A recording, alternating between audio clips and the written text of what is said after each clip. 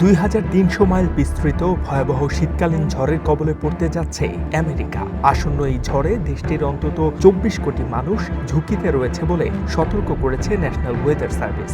ভারী তুষারপাত ও জমাট বৃষ্টির কারণে জীবনযাত্রা ও যোগাযোগ ব্যবস্থা ব্যাহত হওয়ার আশঙ্কা তৈরি হয়েছে।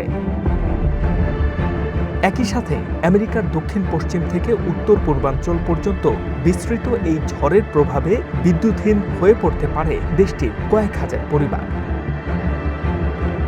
দেশটির ন্যাশনাল ওয়েদার সার্ভিস জানায়, পশ্চিম ও মধ্যাঞ্চলের উঁচু সমতল ও পর্বত এলাকা থেকে শুরু হয়ে ঝড়টি পূর্ব দিকে অগ্রসর হচ্ছে। এতে বিস্তীর্ণ এলাকায় তৈরি হবে বিপজ্জনক পরিস্থিতি। তাপমাত্রা নামবে শূন্যের কোঠায়। তীব্র ঠান্ডা বাতাসে হাইপোথার্মিয়া ও ফ্রস্টবাইটের ঝুঁকিও দেখা দিতে পারে বলেও আশঙ্কা রয়েছে।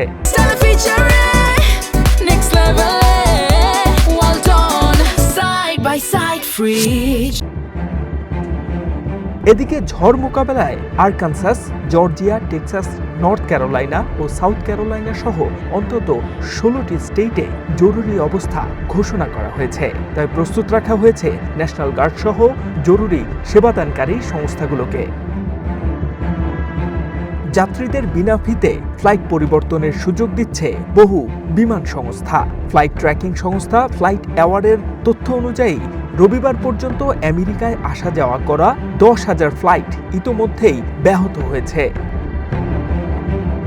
আবহাওয়াবিদরা বলছেন, ঝড়ের চূড়ান্ত সময়ে সড়ক পথে চলাচল প্রায় অসম্ভব হয়ে পড়তে পারে। তাই সপ্তাহান্তে ভ্রমণ এড়িয়ে চলার পরামর্শ তাদের। H M Ataullah, one international desk.